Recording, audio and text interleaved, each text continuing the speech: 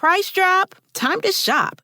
Get to a Nordstrom Rack store today for first dibs on new markdowns. Now score even more, up to 70% off brands everyone loves at Nordstrom Rack. Denim, dresses, sneakers, tops, and more. Plus, get genius deals on jackets, sweaters, and boots for the whole family. Shop your Nordstrom Rack store today and save up to 70% with new markdowns. But hurry, deals this great won't last. Meet the next generation of podcast stars with SiriusXM's Listen Next program, presented by State Farm. As part of their mission to help voices be heard, State Farm teamed up with SiriusXM to uplift diverse and emerging creators. Tune in to Stars and Stars with Issa, as host Issa Nakazawa dives into birth charts of her celeb guests. This is just the start of a new wave of podcasting. Visit statefarm.com to find out how we can help prepare for your future. Like a good neighbor, State Farm is there. OG. Make some noise!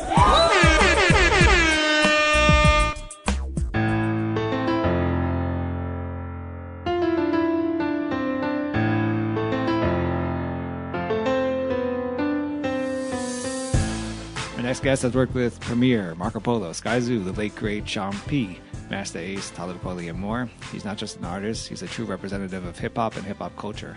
His latest album, produced by Praise, called All Praise Due, is great. He's Torae, and I want to welcome him to the library, live from Hackensack Meridian Health, Stage 17. Thanks for being here, man. Tim, thank you for having me, man. It's always a pleasure. So, as I mentioned, I'm going to go all over the place with this thing. On All Praise Due, it's either sampled or you mention their names. You mention and sample either Biggie, Big Pun, Sean Price, and many more. But for those three, what has been their influence on you? But then just the overall, what has been their influence in your mind on hip hop culture? I mean, three of the greats: Biggie, Big Pun, and Sean P. Two from Brooklyn, one from the Bronx, the birthplace of hip hop. So, I mean, it's just hip hop all throughout, just that synergy right there. Pun, one of the greatest lyricists of all times. I think that's, not even arguable. Also, I think what he did for the Latin community, being the first artist to go platinum and really, I think showing guys, like there were other artists who were Latin that came before him, but Pun really, he was like on the cusp of almost superstardom. You know what I'm saying? Yeah. Like he had transcended just being a dope MC and a dope hip hop artist. He was like really growing into something else. And it was unfortunate that he passed away so soon. Biggie, just being a Brooklynite, being somebody that really loved lyricism. And, Biggie was able to paint such a vivid picture. Like when you listen to his records, you can see it. He had a way of saying the simplest things, but making it sound the illest. You know what I'm saying? Like, and he was one of those guys who really had it all covered. He had a presence on mixtapes. Obviously he was still here during mixtape culture. He had the streets. He had the dudes. He had the hustlers. He had the ladies. He had club records, he had radio records, he had something you could ride around to while you was in your Jeep or if you was running from the cops. Like, he just really covered like all the grounds and he did it so well. Again, somebody that we lost too soon. Sean Price, obviously somebody who had a really personal impact on me, being one of my closer friends. But long before I met Sean, he was one of my favorite MCs. I grew up in Brooklyn again, and just like Brooklyn MCs for me is something else, it's another layer to it. And they were really close, you know what I'm saying? And when I mean close, is like you could see them, you could touch them. Buckshot spent so much time in Coney Island. I would watch who got the props on Video Music Box, and they come outside and he'd be in front of my building. So like that was crazy. When I got a chance to link with Sean, he just automatically embraced me, which is rare in hip hop overall, and especially when somebody that you're a fan of. They say never meet your heroes. Sean was somebody who I was a fan of for such a long time. When he met me, he embraced me and loved my lyricism, and like that was crazy for me because he was somebody that I had admired from afar for so long. My Pisces brother, we hung out and we did stuff outside of music, which was amazing. And again, of the three, another one that we lost way too soon. So they all had a really big impact on me from a personal standpoint, from a hip hop standpoint, and just as an MC of learning how to grow and develop, myself. They all had a part. Speaking of Sean Price, on All In Together off of the Barrel Brothers album. He was featured on it along with Guilty Simpson. He talked to you. That's a hell of a record, by the way. It's an amazing record. Yes, I have to agree on that. Sean Price, you talk to people, you see, B-roll video, whatever. He seemed like one of the funniest people, just to know. But what is it like for you? What was it like just to sit down and collaborate on this record with him? I mean, anytime you were around Sean, it was just like no holds barred. He always had an amazing story, or 20, depending on how long you were together. He had a story about almost every circumstance and situation. And just watching him write, watching him in his process. I think Hold Up, which we did, what me and Marco did, that was before, All In Together. And then, actually, the first time I was in the studio with Sean, the very first time, I'll tell you something crazy. The very first time I was in the studio with Sean Price, I was a wee lad, and my man Mighty from Coney Island, he knew I was an MC. He was like, yo, I'm gonna take you to the studio, and he was like really tight with Buckshot, best friends. He's like, yo, I'm gonna take you to the studio, and you don't know what to believe, but as a kid, you hope. And one day, he just knocked on my door in the projects. He was like, yo, we going to the studio.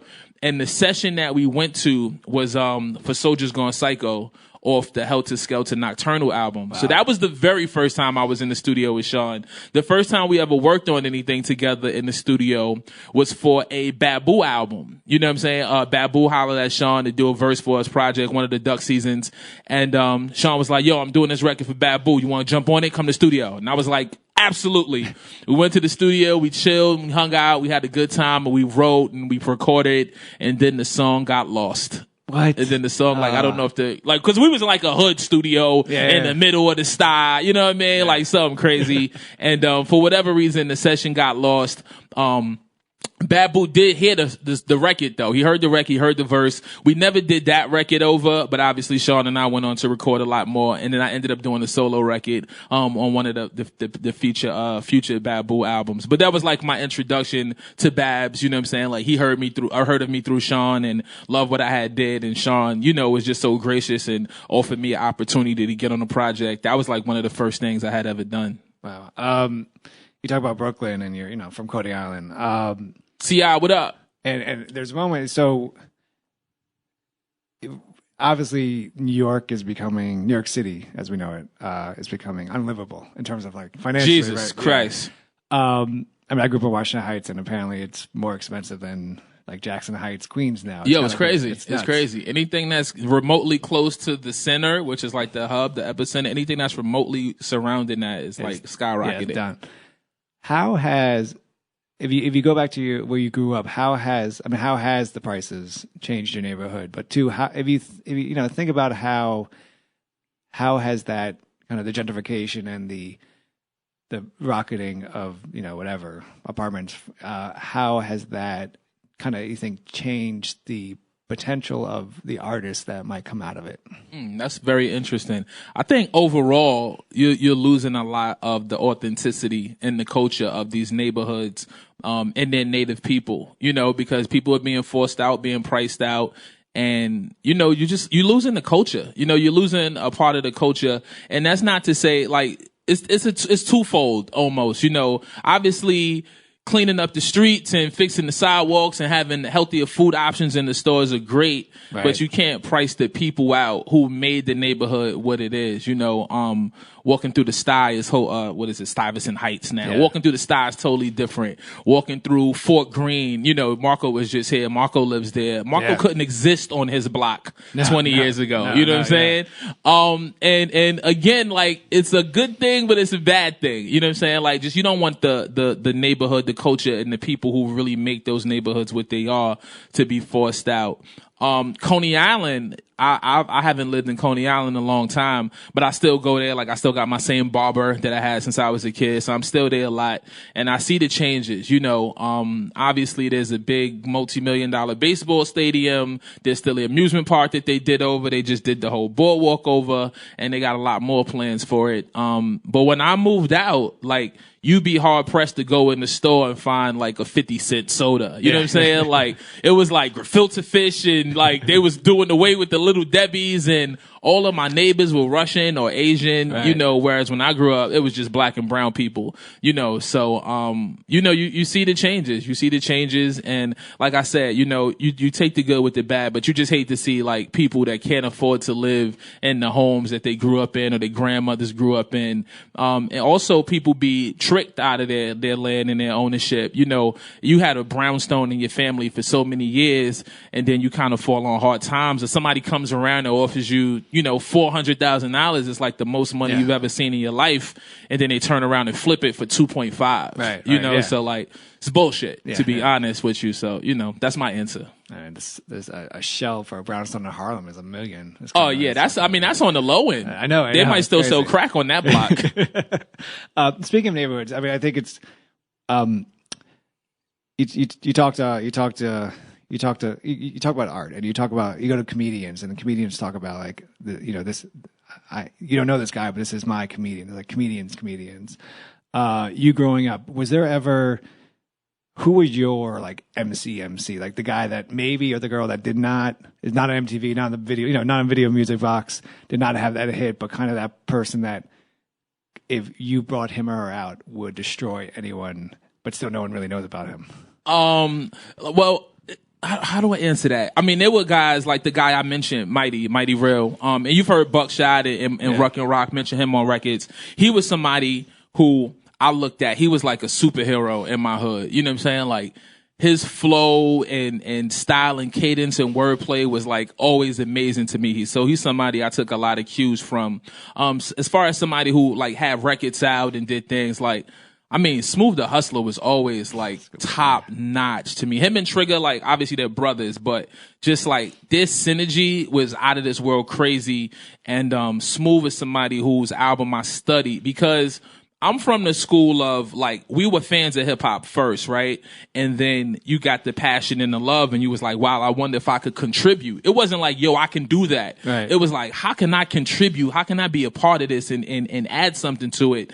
And I remember when I heard Broken Language, I was like, whoa. I was like, yo, if I can't do that or better, there's no sense in doing this. That was my mindset. And I think that was the mindset of a lot of MCs then. It was like, yo, where's my lane? You know what I'm saying? Like, how do I get in? It was so taboo to sound like anybody else or be reminiscent of somebody else or dress or feel like anybody else. So, like, I just remember hearing Broken Language and really my mind being blown like, holy shit, I gotta, like, get better. Right. You talk about the mentality of not sounding like another MC. Like, I think DMC told me, he's like, you know, everyone's doing red. Our job is to do blue. Facts. What about now? I mean, everyone sounds like the same MC. If you turn on the radio, it's just the longest song ever. Like you never, with interruptions from commercials and then they go right back to the song. It's so hard to distinguish between a lot of the new artists. And, you know, maybe that's just me listening with my 90s ear, if you want to call it that, or my purist ear or whatever. But there are things out that I do enjoy now. So I'm not like anti new school or new age, anything like that. But, you know, it is hard to tell a lot of these guys apart. Whereas before, like when you heard an EPMD song, it didn't sound like a Tribe song, which didn't sound like a PE song, which didn't sound like a Das Effect song, which didn't sound like Redman. You know what I'm saying? Like everybody was able to contribute and do something and be dope, but also find a way to stand out, you know, and I don't know if there's a lot of effort put into standing out. I think it's almost cooler to sound like whatever's out right now so you can kind of just slide in. I went to some showcase and the DJ was going, and she might have changed the song. I'm not really sure. The people in the audience thought she did. And every time they're like, oh, I was like, oh, I had no idea what happened. And then I felt like the old guy. I was like, what the hell? I want to turn the album. It's a great album. Thank you. All praise due. This track, Start Godly. Mm-hmm. It's, to me, I heard it as like you're lyrically laying out your discography. You're kind of reintroducing yourself to everyone. Right. Why are you doing that on this track? I mean, you obviously have enough in this game to not have to do that, but this is a track where you're like, all right, let me reintroduce myself to everyone. I mean, you would think so, but I feel like, you know, like social media is like the gift and the curse, because there's a way to get to a new audience and get a chance to engage with your present audience and things like that. And I mean, I think as an MC, you always have something to prove with every outing. And so on that particular track, when I ran through my discography and like some of my accomplishments, it was a reminder to those who may know me from a few of those, but not all, or maybe even if you did know me from all, like I just wanted to really like cement it, like this is what I've done. If you just got onto me or maybe only know me from TV or only know me from radio, I'm like, no, I've been doing this way longer than your introduction to me last year. Right. And I'm not the TV guy or the radio guy trying to rap. I'm the MC that is just fortunate and blessed enough to be able to do other things. So, it was like some duality to it. It was like a reintroduction, affirmation. It was me kind of setting the record straight for some of the new listeners. And again, like every outing, I got something to prove. So let me tell you that I've been putting out records since, my breakthrough project was in 2008, you know what I'm saying? So we 10 years in just off that. And if you don't count the stuff that I did prior to even getting to the breakthrough, that's another 10 years on top of it. So like, I'm not new to this. I'm true to this, Tim. You spit, Clinton would have given me the sentence Obama had lifted on Take Notes. What does that track mean? I've been trying to figure it out, but I think I have you here, so I might as well ask you. Yeah, for sure. I mean, that line, so the preceding line is, I'm a terror terrific. So one thing about me as an MC is I like alliteration. If you listen to my music, my discography, you'll hear a lot of alliteration in it. So me saying I'm a terror terrific, TT's, predator that's prolific. When I said predator, it took my mind to the super predator line, that Hillary and Bill had, made famous back in the 90s. Yeah. So when I caught super predator, it took me back into that chamber, where they had these different laws, these drug laws, where they changed these laws, and a lot of people went to jail. You know what I'm saying? Like, a lot of people went to jail for a really long time for crimes that didn't fit. So when I said I'm a terror terrific predator that's prolific, I'm a prolific predator. You know what I'm saying? Like me with, just like lyrical things. Clinton would have gave me the sentence Obama had lifted. So obviously before President Obama ended his term, he had granted clemency to a lot of inmates who were either unjustly imprisoned or just had like ridiculous sentences for crimes that didn't necessarily fit. So it was like a play on words, but also like being very aware of what's going on in politics, while also squeezing in some alliteration and just like, kind of connecting the dots. That's what my lyricism does. It's not all like on the surface. There's like double, triple entendres. There's like things that might connect something that's really street to something that's really educational to something that might be like a reference from a movie, a pop culture. You know what I'm saying? Like really just kind of showing all the nuances of who I am as a person. How does politics for you play a role in, your lyrics or in just hip hop culture? I mean, if you look at today, you have Trump as president. How do you, and Kanye is vice president. And Kanye is vice president. How does that work? I mean, how does like a Trump presidency for you? How do you think that will maybe influence not just hip hop but art in general? Like, do you see it as like in a weird way a gift because there's so much now shit to pull from, right? Because it's crazy time. There's tons of content to pull from. I think all great writers or artists are able to pull from what's going on in the world. And I mean that from, like, you could be writing a sitcom or a movie, or you could be an MC, or you could be a author. You know what I'm saying? Like, you could write amazing things off of what's going on right now, or a comedian. Right. It's tons and tons of material out there. Also, dire straits and hard times. Also, when your back is against the wall, you come out swinging. It's like you figure out a way. There's also the aspect of this presidency connecting and unifying a lot of people, right, on both ends of the spectrum, which can also bring about change and make for better. So I think there are some nuggets of goodness kind of engulfed in all of this craziness, but overall it's craziness. To me though, and this is always, and it doesn't matter who's in the White House, and I hate to sound so shallow, but it's like, get money. You gotta get money. And that's not to say like my focus on riches, but like get money and figure out what's best for you and your family and how to get out of your situations and always be better than the person in the mirror yesterday. You know what I'm saying? And it doesn't matter who's in the White House or what's going on. I got to figure out how to feed my family on a daily basis and start generational wealth and break the cycle of growing up in the projects and having broken homes and things like that. And even if you are in a maybe not the traditional family setting, just understand how to change the tide and have your kids do better than you and their kids do better than them and leave a legacy and have something, attached to your last name that's greatness that long lives way after you perish from this earth.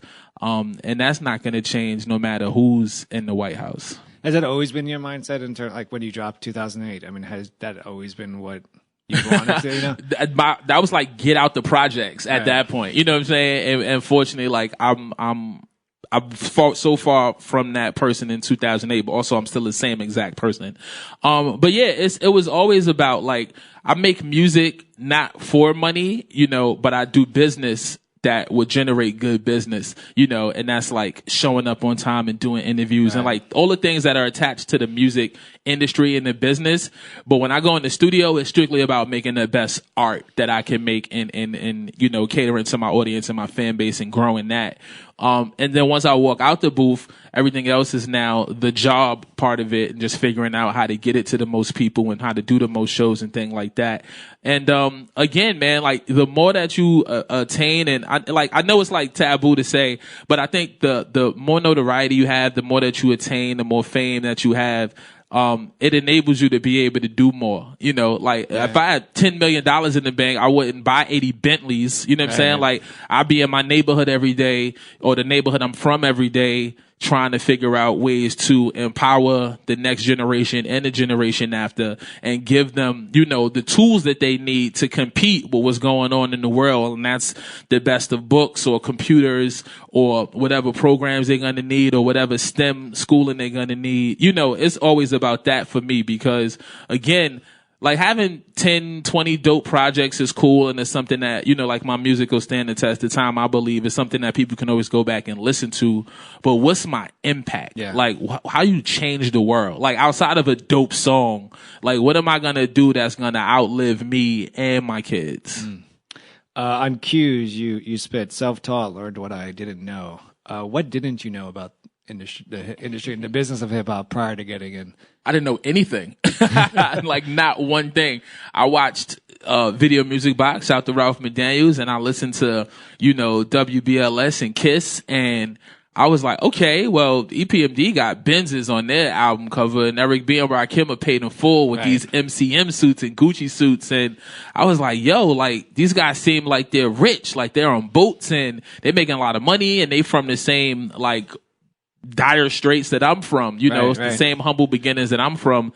So for me, that was really like my escape. It was my escapism. It was something that I was passionate about, but down the line, it was something that I felt like could help change the outcome of my family and where we were, where we started, and not end off where we began. But I didn't know anything about the business. I didn't know what it took to put out a record. I didn't know what it was like to copyright your lyrics. I didn't know what it was like to fingerprint your music. I didn't know what it was like to get a sample cleared or anything like that. You know what I'm saying? Like everything that I've been able to accomplish and do in the business, I had to learn from trial and error and really just not having anybody there to do it for me. So having to figure it out myself. Did any of that, I mean, like the copyright of the lyrics or the sampling clearance, did any of that ever come back to kind of bite you in the ass in a way? No. Oh. Is there wood here? Yeah. All right. Yeah, Knock on some wood. Good.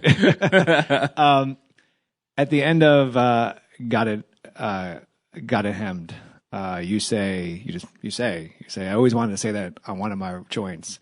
Are you referring to Nas's Halftime, the sample that's there, which is my favorite Nas song of all time? Or, the Got It Hemmed, now you never get the mic back? Or is there something else that you're referring to? It was literally the line before where I said break it down. Yeah. Like, I remember LL, like, break down. You know what I'm saying? Or like, break it down. Like, when you hear break it down, like, usually it went into the bridge or the breakdown of the song. And like, I never had record up until this point in my career, I never really had a record like that where it was a moment where I could just like break it down, right. you know, and the drums drop out and you just got the keys and then the violin comes in and then the scratches come back in. Shout to Boogie Blind, shout to my girl Mappy who did the violin, and shout to my man Godfather who played the keys. It was just like me having a musical element in my music, which is something that's important to me. For a really long time, it was all about just like the illest rhymes, the best bars, how you spit the best bars. And now, you know, in addition to trying to make sure that I say the wittiest and dopest rhymes, is also having like a lot of musicality in my joint. So it's not just like a bar fest, you know, it's a song, because music is still music at the end of the day. And coming up in New York and Brooklyn, to be specific, a lot of my early emphasis was on like, I gotta be the illest rapper. You know, like 10 years, 12 years later, I'm not really trying to prove to anybody I can rap. If you know I can rap, you know it. And if you don't think I can rap, there's nothing I can do outside of my discography now that'll prove that to you. So now it's just about creating, you know, dope, different types of art. You know what I'm saying? So like when you walk in my gallery, when it's all said and done, it's like, wow, you know, you see a lot of different colors in my spectrum. You just mentioned it, but a lot of listeners might listen to All Praise Do and not realize that the piano they're hearing or the violin they're hearing is actually a violin or a piano versus a machine or a sample. And the scratchers are real and the singers are real. Right.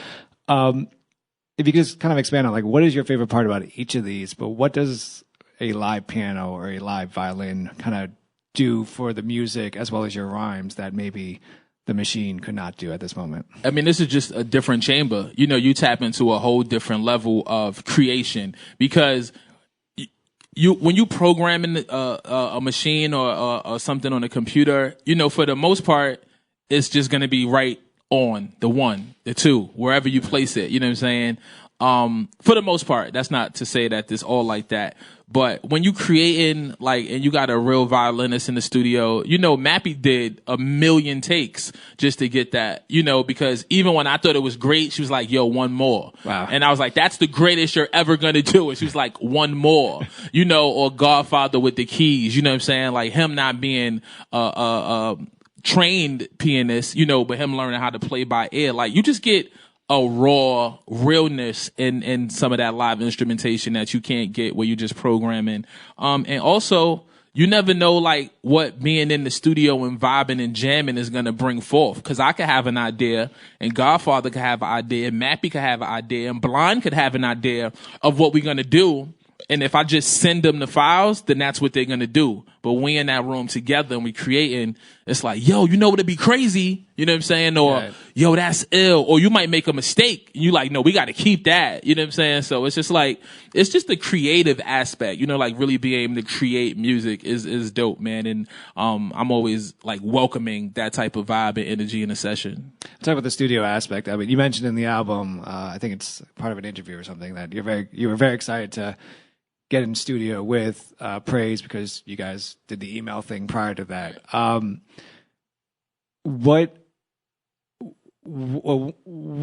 After this happened, did you ever like look back at the projects you guys did and like think you could have done it in a quote unquote better in a way because if you guys were in studio together? Like, what did the studio aspect bring? You know, we didn't get in the studio. We still haven't. Like, I met Praise for the first time last night. Really? Yes, and we have been working on music since 2013 or 14. I'll wait until Praise is sitting here on this couch and he could tell everybody why why he really hadn't met a lot of the people that he worked with prior to. But yeah, he came up to New York City. I had a show last night at SOBs and he came up and that was the first time we had officially met.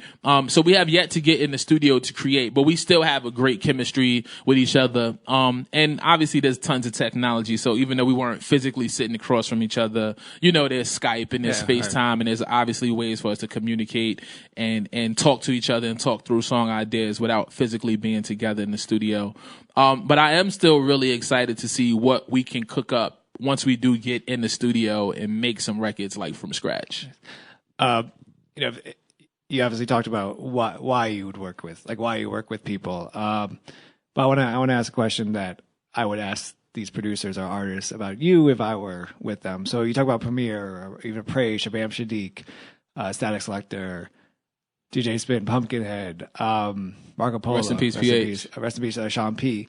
Just to name a few of these people that you've worked with. If I was to ask them, why do you mess with a Torae?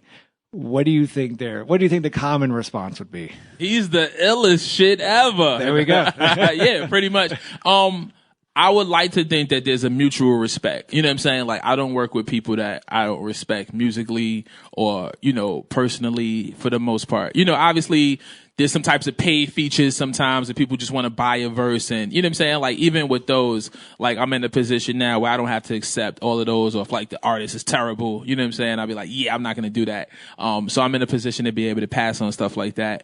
But for the most part, like, the people that I seek out or people that I've worked with over my career, they're just people that I think are dope. You know what I'm saying? People that I respect, lyrically or production wise. We don't, like, Primo and Pete Rock and Large Pro and Diamond and Ninth and Marco, and you know what I'm saying? The list goes on and on. It's not even worth even mentioning, because obviously these are some of the greatest to ever do it. But a guy like Praise, for example, or a guy like Eric G, for example, who's Grammy nominated now and works with Ninth Wonder Soul Council. I met Eric G through MySpace. He wanted to send me beats back in like 2007. And the first time he sent me a couple beats, I was like, man, this kid is talented, but it's not there yet, but we stayed in communication. We kept talking. And it was funny because I was like, it's obvious he's influenced by Ninth Wonder. Like, you can hear it in his production sound. And, he kept sending me stuff and we stayed in contact. And then one time he sent the beat pack and it was like 5 joints in there that I loved. And I was like, yo, that's it. Now we ready.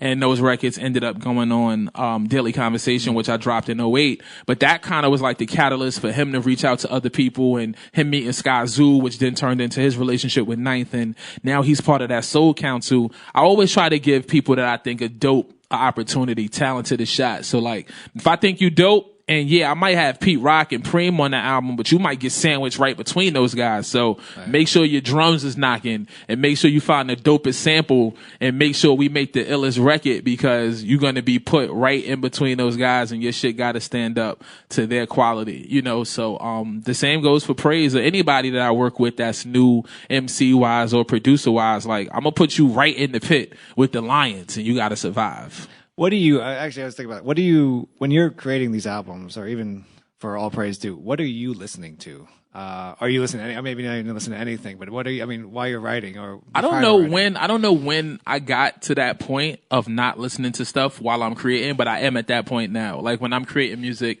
I'm not listening to anything, because I'm not necessarily trying to be influenced by anything, or hear something that might change a song. Like, you said Rex. You were just talking about Rex. So, like, if I'm working on a project and then Rex drops a new project and I happen to listen to Rex's project, we might have the same sample. And now I'm in my head like, yo, I got to take that off, or I got to flip it, and I don't want to be influenced by anything outside of my creative process. So we got the same sample and the record come out, and now it's up for the people to decide who flipped the beat the best, who made the better song, and things like that. So I just don't want to have any outside other artists' influences. Obviously, if we working together, we creating together, that's something different. But I just don't like the other noise. You know what I'm saying? Like, when I'm creating.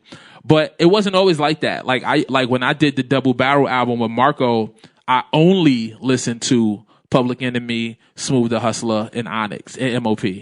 Wow. Because I knew that was the vibe I was going for. The approach of how I was going to deliver the lyrics. Like Marco, he really like orchestrated that project, as far as obviously cooking up the music, but also getting me to kind of like dig in as a artist to deliver the records a certain way, where I wasn't super comfortable initially with like being so like gravel pit, you know what I'm saying? But it was like, yo, Barrel Brothers, Double Barrel is like an alter ego. It's a collabo project. So I don't want it to feel like a Torae album. I want it to have a different feel, and I want you to be able to differentiate, between the two projects and the two sounds. And so, like, I'm glad I let him produce me on that project. But yeah, man, I was listening to like Onyx all day. I was listening to Smooth the Hustler, Once Upon a Time in America all day. I was listening to PE all day. You know what I'm saying? Obviously, you're not just the MC. You do radio. You have a podcast with your daughter called Family Matters. Yeah. You have a 10-year-old son. Facts. Young Tay, young Nick. What this is going to be? Not the question you think I'm going to ask, and I'm not going to ask. I have 2 kids myself. What's your favorite book to read to them as a kid? Oh, wow. That's a great question. So I was a young parent, and I read like the stuff that kids were into, or the stuff that I thought we should read, like Sesame Street books, and but music was always like a big part of it, like part of my parenting. So like anything that Elmo put out was a smash. You know what I'm saying? Taylor, although she doesn't want to admit it, like she came up like a little bit on Barney. You know what I'm saying? Like, so we were into that. Nothing wrong with that. Yeah, nah. She'll front on it now. 17-year-old Taylor front, but 17-month-old Taylor was all about that life. And the same with Nick. Like there's a lot of music. So I'm sad to say there was nothing standoutish, you know what I'm saying? Like as far as literature that I read to them, but I would read, just like whatever books came out. My daughter's like really into anime now. Her birthday just passed. So she got a bunch of anime books, right? And she's also really into reading. And, these books they write the books backwards. Like the cover art is on the back is on the front. And you read the books from the end to the beginning, and you also read them from right to left.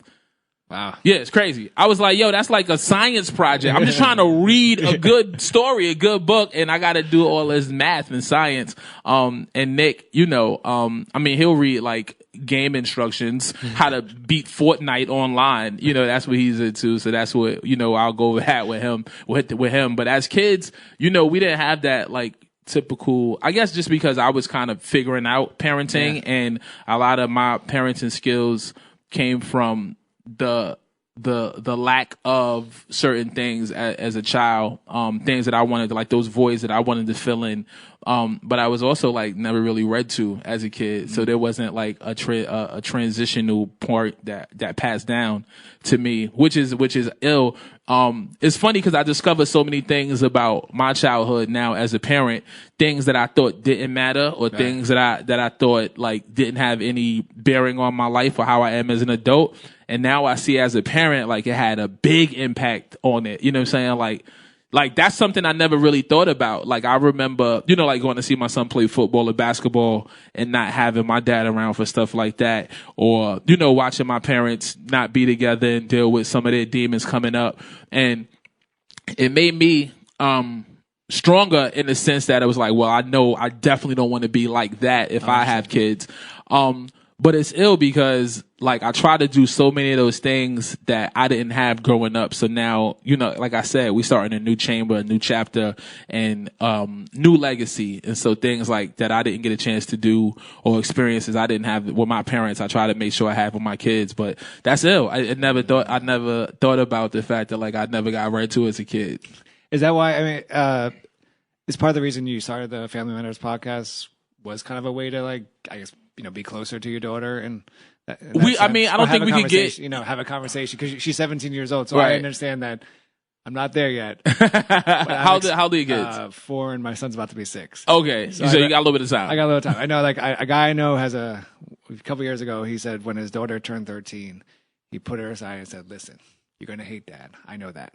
But don't worry, Daddy's still gonna love you no matter what. So I know, I know how as I was a kid, I was a asshole. But so is for the Family Matters podcast, is that like kind of a weird way to, I don't know, weird's the word, but to have that conversation with your daughter without her being like, God, Dad, you're so embarrassing.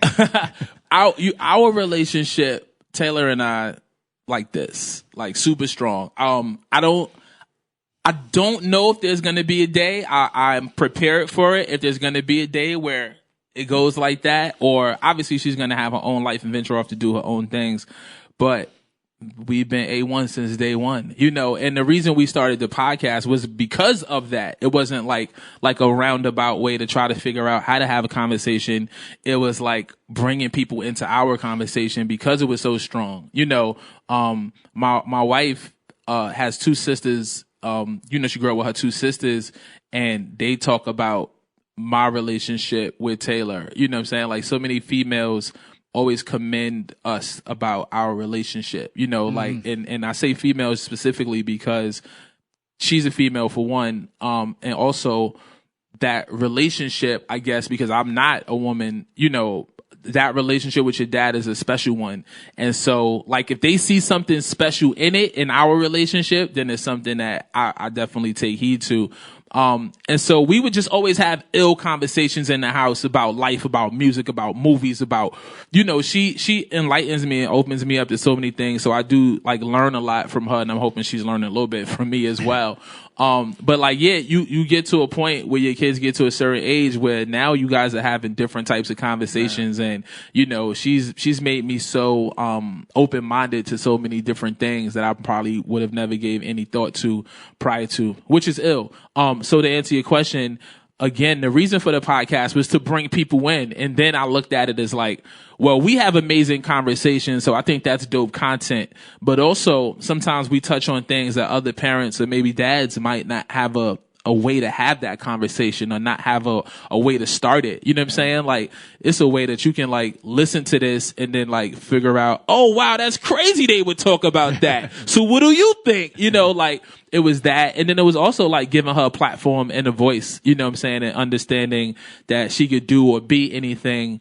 And that, if, you know, getting into media or journalism, anything like that was in her plan or her path, just kind of giving her that beginning, that jump start, because I think a lot of people don't have people to help them on that path, or at least a lot of people where I'm from. Right. You know, there was no nepotism because nobody had shit to give you, right. You know what I'm saying, to start off. And so like me is just like always extending any of my opportunities and things that I've been able to accrue in my lifetime and making sure that they're readily available to my kids. You know what I'm saying? Like, I want to send my son to go hang with Jamal Crawford, you know what I'm saying? Cause he loves basketball and Jamal Crawford is a homie. I'm like, yeah, man, like, let's just go to his house and work out. You know what I'm saying? Like, just have those opportunities, to give my kids every chance in the world cause they deserve it. Speaking of, I mean, you listen to the podcast and the chemistry between you, it's like it's not. She is the star of that show, by the way. You do well. I'm just fodder. But speaking of, obviously, do you remember the first song, maybe even, it doesn't necessarily have to be hip hop, song that you kind of played for your kids that, and it was a song that you're proud of playing for them because it was important to you. And then, do you remember the first song that your daughter played for you that you might have been like, it's gonna be whack, and you actually were surprised that it was not? It did change the beat. You weren't, you were like, oh, it's a different beat. That's great. Do you remember those two tracks? Song specific. I remember trying to make Taylor, this is so bad, this is terrible parenting, but it's also hip hop parenting. I remember trying to make Taylor understand why Eminem was so important. I was like, there's not another writer, wordsmith, lyricist, song structure, deliverer. I was like, there's not a lot of Eminem. There's only one Eminem, but there's not a lot of people even in that class. And she was like, yeah, he was popular, he was famous, I get it. But like, why? And I'm like playing all of these horrible songs with terrible lyrics. We talking about we talking about Slim Shady LP. We talking about Eminem. You know what I'm saying? Marshall Mathers LP. So clearly the content was not what you should be playing for your kid. But I was like, no, you got to understand, like, listen to the way there's a rhyme scheme within a rhyme scheme within a rhyme scheme. So like, it was so bad, but he was saying the most heinous shit. You know what I'm saying? So there was that. I remember so Taylor's been going to concerts for a really long time. She was like into music and I was obviously a part of the business. And so I was able to use a lot of my relationships, so like I remember when she wanted to go see Diggy Simmons and I knew people at his label. So I got us a backstage meet and greet, which was cool. So like I started her off on a totally wrong foot. You know what I'm saying? Cause like her first concert ever was like, oh yeah, we'll get there. We'll get there an hour early. We'll go meet Diggy. We'll chill. You'll have front right at the stage. You'll take photos. And it was all downhill from there. So now it's like, yo, can we go see him? Like, yo, I don't know these people. But, we've gone to a ton of concerts. 5 Seconds of Summer, which is a band that she's into. We actually saw them. I think we saw them here at the Garden. No, we saw the 1975 here. But she's like into a lot of different music, not just like hip hop and R&B. You know, she listens to pop. We just bought her some vinyl for her birthday. So we were listening to the Moonlight soundtrack on vinyl. Wow. You know what I'm saying? Like, she's ill. She's ill. She's a different breed. I'm not just saying that because she's my kid, but she's like an ill human being. Nicholas plays the worst songs ever because he's 10. He's like, Dad, did you hear the new 6ix9ine? And this is before 6ix9ine. This is like, cause his rise and fall was really quick. So like, I'm going back like a summer ago. He's like, Dad, you hear this new 6ix9ine? And you hear this record? And I'm like, yo, these songs are not terrible, but not for you to be playing at 10 because there's no clean version. You know what I'm saying? I'm like, yo, turn that off. Like, I love that we have a great relationship and that you feel like you could present and say anything to me, but you also can't just be playing songs with every F-bomb dropping every 2 seconds. And so, you know, I try to put him onto a lot of music, just like classic hip hop stuff. Anything that has a sample, you know, I'm like, oh, you know where they got that from? You know, like Lil Wayne has Uproar right now. So I would introduce him to like a G-Dep, you know what I'm saying? And then try to run through like the Bad Boy catalog, which sampled a lot of stuff. So then you run into like the Diana Ross catalog. So really just trying to have a rich music history. But one thing about my son is he listens to my music, which is cool. You know what I'm saying? Like, yeah, cause sometimes you don't get that. Like Taylor, she be cool. She's like, no, I listen. I know it. I like it. But Nick, he, you know, like I'll go through his like YouTube search history and it'll be like a lot of Torae stuff in it, which is cool. I'm like, you know, the CD's right there, right? You're like, you know, it's on the computer. You can do this, but I'll take those streams as well. I think right now I'm in a phase where like, my kids listen to Kids Bop. Word. It's like got out of my mind. It's huge. We were just talking about, so a homie of mine, just had a baby and they brought the baby to the house and I didn't know about, Baby Shark. Oh yeah. Yo, it's like, it has a jillion views a second. Like, yo, it's out of this world. I didn't know anything about it. And they were like, yo, he's like infatuated. And it's so crazy to me how music can do, like as a kid, you know, I'm not talking about, he's 8-9 months. So, he literally is just into the sound, the sonics, what it looks like on YouTube. You know what I'm saying? Like, it's crazy how human beings, but of course, when you look at babies who are just like sponges to it all, how they react to certain things. And although it's a phenomenon, right? You like, what about this is making it click with all of these kids?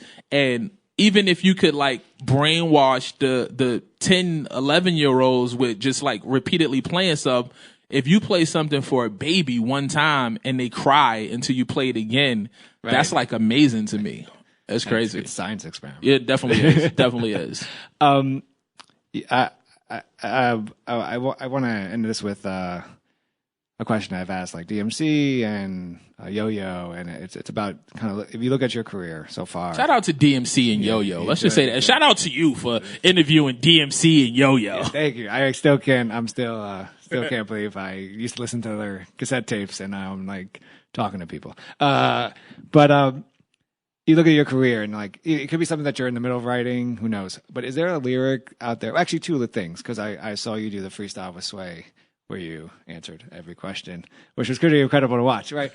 But has ever been for you, have you ever freestyled and then like thinking back to a freestyle you did and look back like, shit, I'm nice. Like, you know, like, holy shit, that was a great lyric. And then if you look at your discography and stuff you've written, is there that lyric out there, that verse out there that you've kind of written or spit and be like, wow, I'm good. I'm like, you know, I got this. The freestyle stuff, like it happens obviously right in the moment. And, I don't think I'm as good a freestyler as I used to be. That was something that drew a lot of people to me when I was younger, was that I had the ability, cause I couldn't go into the studio. Like nobody had money for a studio. Nobody had Pro Tools cause there was no Pro Tools. Right. You know, like somebody had to believe in you. You had to have a deal. You had to know a drug dealer, somebody that was going to put you in the studio. You couldn't just have a studio at your crib.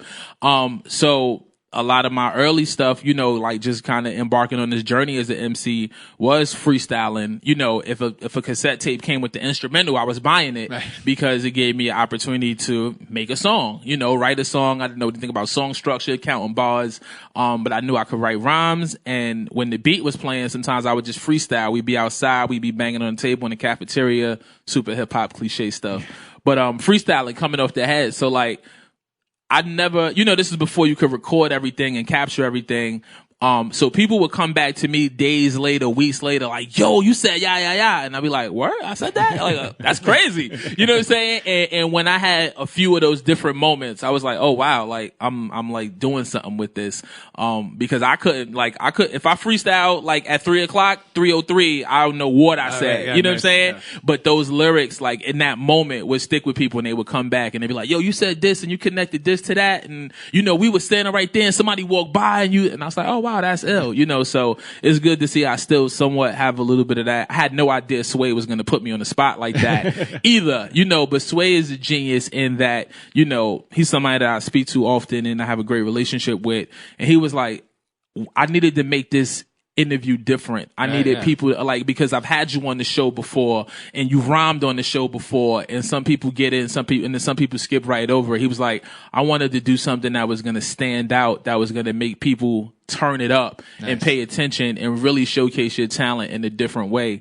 And I was like, that's what makes you Sway. That's why you've been here for as long as you've been here. You mean what you mean to the culture because you constantly doing things like that and giving guys like myself an opportunity to perform on your platform, which is huge, which was dope.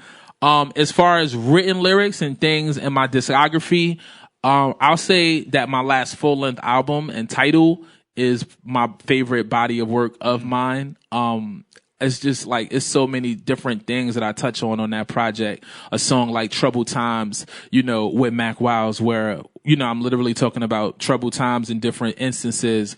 But the second verse of Troubled Times is crazy to me if you listen to it, like I break down the cycle of a young woman in the hood and how, her yearning for acceptance, never gets fulfilled. And then, she ends up pregnant by a dude that has a daughter. And then like I tie in the last line of where her daughter's beginning to where she started. Oh, wow. You know what I'm saying? Yeah. So like that's something like I listen back to that song, I'll be like, yeah, that's crazy.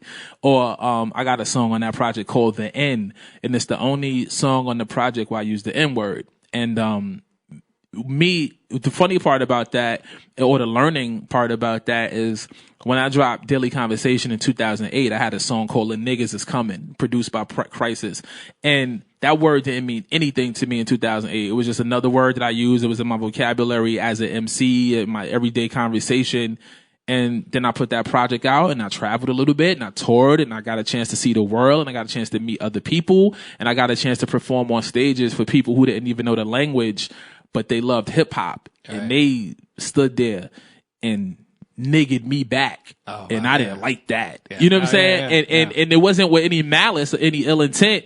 It was just what they knew as hip hop fans. It's just another word, like son, like hat, like kicks. You know what I'm saying? Like it's another word, it's slang, but like the 10th time it was like, yo, nigga, sign my CD. You know what I'm saying? I was like, yo, this is my greeting card to the world. This is how I'm introducing myself. This is the music. This is the content. This is the energy I'm putting out in the world. And it's coming back. And I don't want it to come back like this. And so, I made a vow that I wouldn't use that word in my music anymore. And so that song, The N, it's E-N-D, obviously the N standing for the N-word, was like me just explaining throughout my life where that word came from, what it meant to me, and how I gotta get it out of here because like I'm cool on it. You know what I'm saying? So like songs like that, songs like Crown, that's off the project. I think it's just like it's also the reason why I haven't gone back in and made like another full-length album, because I don't know where to take my conversation yet from there. Like, where do I talk about now? I think I might need some more life experience before I go back in the studio and cook up like another full-length project. But that's not to say I don't need to still exercise, what I'm saying, my lyrical muscles, and that's what we get a project like All Praises Do to kind of hold my fan base over and to stay sharp at my skills until I get to the next album cycle. But yeah, that's like, I know I didn't fully answer your question with a specific lyric, but it's like those songs mean a lot to me. Album All Praise Due, great album. I guess it's Torae. Thank you for joining me in the library. Tim, thank you, man, for having me. This is great questions, great energy. All Praises Due is out there right now. Check it out if you haven't.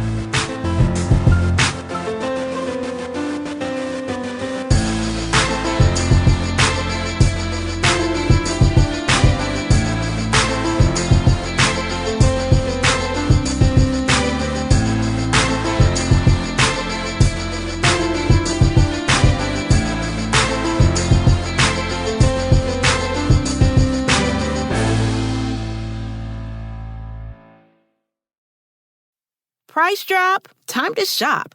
Get to a Nordstrom Rack store today for first dibs on new markdowns. Now score even more, up to 70% off brands everyone loves at Nordstrom Rack. Denim, dresses, sneakers, tops, and more. Plus, get genius deals on jackets, sweaters, and boots for the whole family. Shop your Nordstrom Rack store today and save up to 70% with new markdowns. But hurry, deals this great won't last. Meet the next generation of podcast stars with SiriusXM's Listen Next program, presented by State Farm. As part of their mission to help voices be heard, State Farm teamed up with SiriusXM to uplift diverse and emerging creators. Tune in to Stars and Stars with Issa, as host Issa Nakazawa dives into birth charts of her celeb guests. This is just the start of a new wave of podcasting. Visit statefarm.com to find out how we can help prepare for your future. Like a good neighbor, State Farm is there.